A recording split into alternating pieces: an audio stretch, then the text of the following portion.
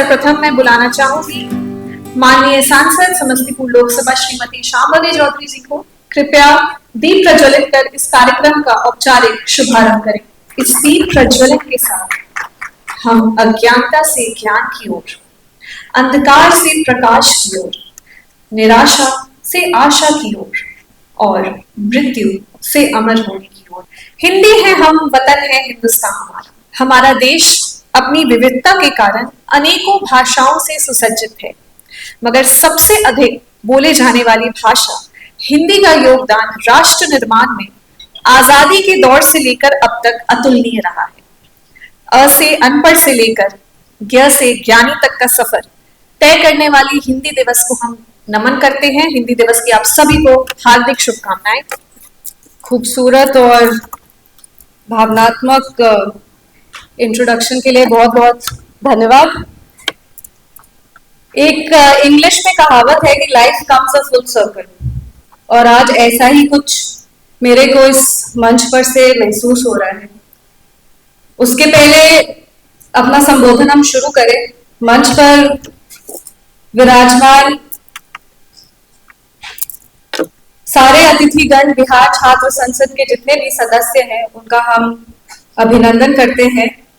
आनंद मिश्रा जी, राहुल झा जी, नरेंद्र नाथ मिश्रा जी, बिहार छात्र संसद के फाउंडर, जो दिल्ली में भी हम इनसे मिले थे और तभी इनके कार्य से काफी, जो भी इन्होंने अपने कार्य के बारे में बताया, वो मेरे जहन में काफी एक बहुत प्रभावशाली छवि छोड़ा। अंकित जी, और हर युवा जो अपने सपने को जी पाता है, उसके पीछे उसके माता पिता होते हैं, जिनको अपने बच्चे पर समाज से ज्यादा भरोसा होता है। ऐसी माँ संगीता जी, आप सबका हम अभिनंदन करते हैं और आप सबका आभार व्यक्त करते हैं कि आप इस कार्यक्रम में उपस्थित हुए। यहाँ पर जितने भी हमारे युवा साथी उपस्थित हैं, बिहार छात्र संसद के जितने भी पार्टिसिपेंट्स हैं, जो इस इवेंट में समय निकालकर उपस्थित हुए हैं, आप सबका अभिनंदन है, आप सबका आभार है। शुरू में हमने कहा कि आज मेरे को ऐसा अनुभव हो रहा है कि life comes a full circle, और ये इसीलिए कहा क्योंकि मेरे जीवन में युवा संसद जो होता है या मॉक पार्लियामेंट जो होता है, उसका एक अलग ही महत्व है। और वो इसीलिए है क्योंकि कॉलेज में, स्कूल्स में डिबेट्स वगैरह हमेशा होते थे। आपके भी स्कूल्स में होते होंगे, जिसमें एक टॉपिक होता है और बून और बेल पे हम लोग का डिबेट चलता है। पर जब मॉक यूएन का इंट्रोडक्शन हम लोग के जीवन में हुआ, तो बिहार में हमको लगता है कि तब बहुत सारे ऐसे लोग, ऐसे बच्चे नहीं थे जो मॉक यूएन्स में पार्टिसिपेट करते थे। और ये हम 2014-2015 का बात कर रहे हैं। उस टाइम पे हम मॉक यूएन्स में पार्टिसिपेट करना शुरू किए, जो यूनाइटेड नेशंस का बेसिकली डमी होता था। फिर मॉक यूएन से हम लोग यूथ पार्लियामेंट, वाईपीस कहते थे, उसके तरफ हम लोग मूव किए। और उस समय पे हम बिहार से बाहर ट्रैवल कर करके एमयूएन हो या वाईपीस हो, हम उसमें पार्टिसिपेट करते थे। उसके बाद 2017 में एक यूथ पार्लियामेंट का आयोजन किया गया था, पाटलिपुत्र राष्ट्र युवा संसद। उसमें हजारों बच्चों ने अलग अलग स्कूल से पार्टिसिपेट किया था। और उस यूथ पार्लियामेंट में ही हम सायन से मिले थे, जो आज मेरे पति हैं। तो ये एक चीज है कि हाँ, जो जर्नी हम युवा संवाद छात्र संसद से हम शुरू किए थे, वो सही में जाके असली संसद तक वो सफर पहुंच गया। और इस सफर में हमको मेरा हमसफर भी मिल गया। तो ये जो एक जर्नी है, वो मेरे जीवन का बहुत ही महत्वपूर्ण जर्नी है। और हमको जब भी किसी यूथ पार्लियामेंट हो या मॉक यूएन हो या ऐसे छात्र संवाद हो, उसमें आने का आमंत्रण मिलता है, तो हम उसको कभी नहीं मना करते, क्योंकि हम जाके लोगों को ये स्टोरी सुनाना चाहते हैं कि सपने ऐसे ही सफर से सच्चे होते हैं, बस कहीं ना कहीं उसको शुरू करना पड़ता है। हम राजनीति में आए, मेरे लिए जरूर सफर आसान होगा, क्योंकि हम जानते कि यहाँ पे सब लोग जानते होंगे कि हम तीसरी पीढ़ी के नेता हैं। और हम नहीं कह रहे हैं कि सबका जर्नी शायद इतना आसान हो सकता है, पर शुरू तो कहीं से हम लोग को करना पड़ेगा। और क्योंकि मेरा जर्नी आसान हुआ है, तो हम ये जरूर संभव कर सकते हैं, ये जरूर प्रयास कर सकते हैं कि मेरे माध्यम से और युवा जो राजनीति में आना चाहते हैं उन लोग का जर्नी हम आसान करें। इसीलिए हम लगातार ऐसे युवा संवाद में भी पार्टिसिपेट करना चाहते हैं ताकि बाकी युवाओं के हम संपर्क में आए। अगर ऐसे कोई युवा है जो राजनीति में आना चाहते हैं, आगे बढ़ना चाहते हैं, उनके लिए हम ये रास्ता आसान कर सकें, क्योंकि सीढ़ियां उनको मुबारक हो जिन्हें छत तक जाना है, सीढ़ियां उन्हें मुबारक हो जिन्हें छत तक जाना है। हमारी मंजिल तो आसमान है, रास्ता हमको खुद बनाना है। तो ये रास्ता आपके लिए हम आसान कर सके, इसके लिए हम ऐसे कार्यक्रम में उपस्थित हो सके, ये जरूर प्रयास करते हैं। अब छात्र संवाद की बात हो रही है, छात्र संसद की बात हो रही है, तो हम बधाई देना चाहेंगे अंकित जी को और उनके पूरे टीम को जो ऐसे ऐसे आयोजन करके लगातार छात्राओं के साथ एक संवाद स्थापित करने का कोशिश करते हैं। पर जहां वो ऐसे कार्यक्रम करते हैं, तो अभी मेरी अंकित जी से बात हो रही थी और हम उनको ये बता रहे थे कि हम लोग जिस तरह के यूएन्स में पार्टिसिपेट करते थे या यूथ पार्लियामेंट्स में पार्टिसिपेट करते थे, उसमें जो डिबेट्स और डिस्कशंस होते थे वो नेचुरल फ्लोइंग होते थे। मतलब ये 2-3 दिन का इवेंट होता था और जैसे एक मॉक विधानसभा, अगर हम लोग बिहार सेंट्रिक कर रहे हो तो एक मॉक बिहार विधानसभा होता था, एक मॉक बिहार विधान पार्षद होता था, एक आप मॉक कैबिनेट बना सकते हो और उसमें आप एक पॉलिसी डिसाइड कर सकते हो कि 2 दिन हम लोग इस पॉलिसी पे डिबेट करेंगे और वो नेचुरल फ्लोइंग होना चाहिए।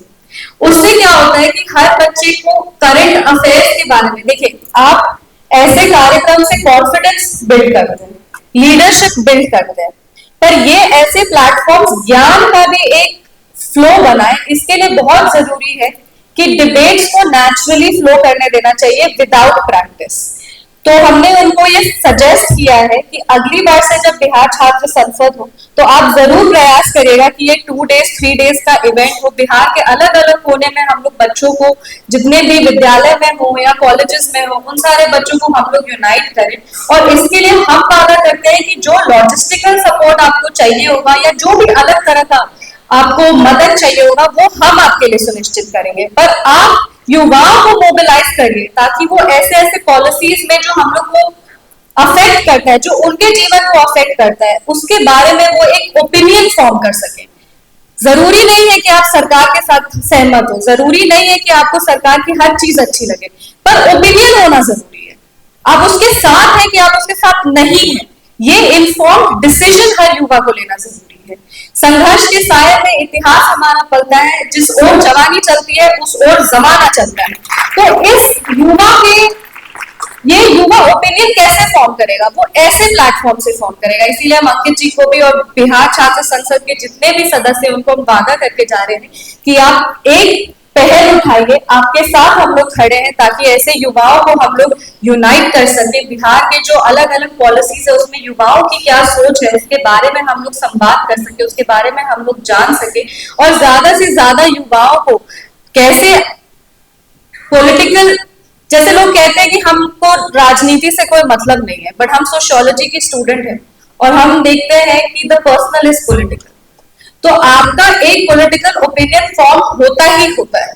आप राजनीति से बहुत दिन तक दूर नहीं रह सकते, भले ही आप जनप्रतिनिधि नहीं हो, भले ही आप किसी संगठन के साथ काम नहीं कर रहे हो, पर एक राजनीति जो है वो एक ऐसी चीज है जो हर जीवन को छूती है। इसीलिए उसके लिए एक ओपिनियन होना, एक सोच होना बहुत आवश्यक है और युवाओं में सोच हो। जरूरी नहीं है कि आप हमसे सहमत हो। मेरे पिताजी कहते हैं कि नेता वही अच्छा होता है जो अच्छा बोल सके, पर नेता वो बड़ा होता है जो सबकी बातों को सुन सके। इसीलिए आपका ओपिनियन होना जरूरी है, आपकी सोच होनी जरूरी है और उसको सोचना और समझना जनप्रतिनिधियों के लिए जरूरी है। जब हम लोग राजनीति की बात करते हैं, जब हम लोग संवाद की बात करते हैं, यहाँ पे कई ऐसे लोग हैं जो आगे चल के फ्यूचर लीडर्स बनेंगे और ये मेरी उम्मीद है कि इस हॉल में से ज्यादा चेंज मेकर्स निकले। ये मेरी शुभकामनाएं आप लोग के लिए है और हमेशा याद रखिएगा कल जब आप लोग सक्रिय राजनीति में आएंगे तो मेरे दादाजी ने मेरे पिताजी को बोला था और मेरे पिताजी ने ये हमको सिखाया था और ये आज हम इस मंच से आप लोग को बता रहे हैं कि राजनीति में पॉलिटिक्स का एक पी होता है और उस पॉलिटिक्स में 3 पीस सबसे ज्यादा जरूरी होता है। पहला पी होता है पेशेंस, सब्र। जब भी आपको राजनीति में अगर आना है तो सब्र रखना बहुत जरूरी है, सही समय पे सही कदम उठाना बहुत जरूरी है, इसीलिए पेशेंस। सेकेंड पी होता है पोलाइटनेस, कि आप कैसे बाकी लोगों के साथ व्यवहार कर रहे हैं, अपने कार्यकर्ताओं के साथ आप कैसा व्यवहार कर रहे हैं, आप जनता के साथ कैसा व्यवहार कर रहे हैं, सौम्यता, संवेदना, ये सबसे ज्यादा जरूरी है, तो पोलाइटनेस। और तीसरा पी होता है प्रेजेंस, सही समय पे सही जगह पे उपस्थित होना, जनता के बीच में उपस्थित होना, उनके साथ संवाद करना, उनसे बातचीत करना, ये सबसे ज्यादा जरूरी होता है। तो आई एम होपिंग, ये मेरी शुभकामनाएं है कि आप में से कई आगे चल के नेता बने, क्योंकि राजनीति में कहीं ना कहीं युवाओं का अभाव हो रहा है, और जितने ज्यादा युवा आएंगे उतना ज्यादा राजनीति सक्रिय होते जाएगा। तो इसीलिए जब भी आप राजनीति में आए तो मेरी उम्मीद यही है कि ये 3 पी आपको याद रहे। आज इस मंच से आप सबको हम बधाई देना चाहेंगे, आप सब बधाई के पात्र हैं कि आप अपने निजी व्यवस्था जो भी है आपकी, उसमें से आप समय निकालकर ऐसे कार्यक्रम में पार्टिसिपेट करते हैं। ये दिखाता है कि युवाओं में जो चेतना है वो अभी भी बरकरार है, बस इस चेतना को आगे तक लेकर के जाना है। बिहार छात्र संसद को मेरी शुभकामनाएं, आप सभी युवा साथियों को मेरी शुभकामनाएं। और इस संबोधन को खत्म करने के पहले हम ये जरूर कहना चाहेंगे कि उसे गुमान है कि मेरी उड़ान कुछ कम है, ये आप सबको मोटिवेट करने के लिए। उसे गुमान है कि मेरी उड़ान कुछ कम है, और ये मेरा गुरूर है कि यहाँ का आसमान कुछ कम है। बहुत बहुत धन्यवाद। बिहार छात्र संसद को बहुत शुभकामनाएं। बिहार छात्र संसद ऐसे ही आगे बढ़ते रहे। हम जैसे जितने भी युवा जनप्रतिनिधि है, मेरा काम रहेगा आज से कि हम उनको बिहार छात्र संसद से जोड़े, ज्यादा से ज्यादा युवा जो राजनीति में सक्रिय हैं उनको यहाँ पर लेकर के आए, ताकि युवाओं के साथ एक संवाद हो सके। और आप ऐसे ही निरंतर आगे बढ़ते रहिए। हम उम्मीद करते हैं कि जब अगले साल बिहार छात्र संसद का कार्यक्रम होगा तो वो 2 दिन का कार्यक्रम होगा, और उसमें हम लोग मॉक विधानसभा भी रखेंगे, मॉक विधान पार्षद भी रखेंगे, कैबिनेट भी रखेंगे, और हम लोग प्रयास करेंगे कि पूरे बिहार के जितने भी स्कूल्स हैं, कॉलेजेस हैं, सबके युवा वहां पे पार्टिसिपेट कर सकें, और हम लोग सब अपनी उपस्थिति दर्ज करके इसको और ऐतिहासिक बनाएंगे। बहुत बहुत धन्यवाद। जय हिंद, जय बिहार, जय बिहार। मेरे साथ मौजूद है समस्तीपुर से सांसद, युवा सांसद सांबवी चौधरी जी। आइए इनसे हम बात करते हैं कि आज ये कार्यक्रम में शिरकत की है, इसके बारे में ये क्या कहेंगे। नहीं, बहुत अच्छा लगा। मेरा खुद का ये प्रयास रहता है कि जो भी युवा संवाद जैसा कार्यक्रम हो, वो जरूरी नहीं है कि वो छात्र संसद जैसा ही हो, पॉलिटिकल एंगल ही उसमें हो, पर अगर युवा संवाद का कहीं भी कार्यक्रम होता है और अगर उस दिन रिलेटिवली अगर क्षेत्र में कुछ इम्पोर्टेंट नहीं होता है तो हम समय निकालकर जरूर ऐसे कार्यक्रमों में जाना चाहते हैं, क्योंकि युवाओं से जब तक आप संवाद नहीं स्थापित करेंगे तब तक आपको समझ में नहीं आएगा कि युवा के दिमाग में, युवाओं के दिल में क्या चल रहा है। ये समझने के लिए, उनसे एक अच्छा संवाद करने के लिए, सरकार की नीतियों को भी साझा करने के लिए, युवा क्या सोचते हैं, ये सारी चीज को समझने के लिए हम चाहते हैं कि ज्यादा से ज्यादा युवाओं के बीच में रहें और उनकी बातों को सुन सकें। ऐसे कार्यक्रम से युवाओं को बल मिलता है, युवाओं को आवाज मिलती है। और अभी हम लोग देखें कि कितनी खूबसूरती से हम लोग का युवाओं के साथ इंटरेक्शन हुआ, उन लोग क्वेश्चंस हमसे पूछे, हम लोग उस क्वेश्चंस का आंसर दिए, तो एटलीस्ट समझ में आया कि इनके राजनीति को लेके क्या सोचते हैं, इनके दिमाग में क्या चल रहा है, योजना का जो निर्माण हो रहा है उसको लेके ये क्या सोचते हैं। तो आई थिंक ये फ्रूटफुल ही होता है इन द लॉन्गर रन, ऐसे ऐसे कार्यक्रम में उपस्थित होकर के अपनी बातों को रखना, बातों को सुनना।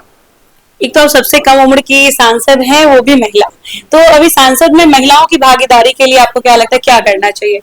नहीं, अभी हम लोग इस टर्म में नारी शक्ति वंदन अधिनियम को लागू कर देंगे। हम लोग सब जानते हैं कि बिहार राज्य एक ऐसा राज्य है जहाँ पे जो लोकल सेल्फ गवर्नमेंट्स होते हैं या पंचायती राज इंस्टीट्यूशंस होते हैं उसमें महिलाओं को आरक्षण दे करके लीडरशिप रोल्स में, जो ग्रास रूट लेवल पे जैसे मुखिया हो, पार्षद हो, ये सारे जगह पे महिलाओं को मौका देके आगे किया गया है बिहार सरकार द्वारा।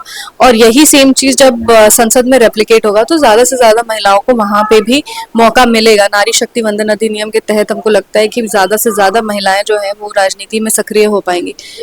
पर ये जरूर सोचना है कि हमारे समाज में महिलाओं को आरक्षण देने की जरूरत क्या है। मतलब बिना आरक्षण के विमेन लीडर्स हम लोग के क्यों नहीं तैयार हो पाते हैं, ऐसा क्या एक गैप आ जाता है।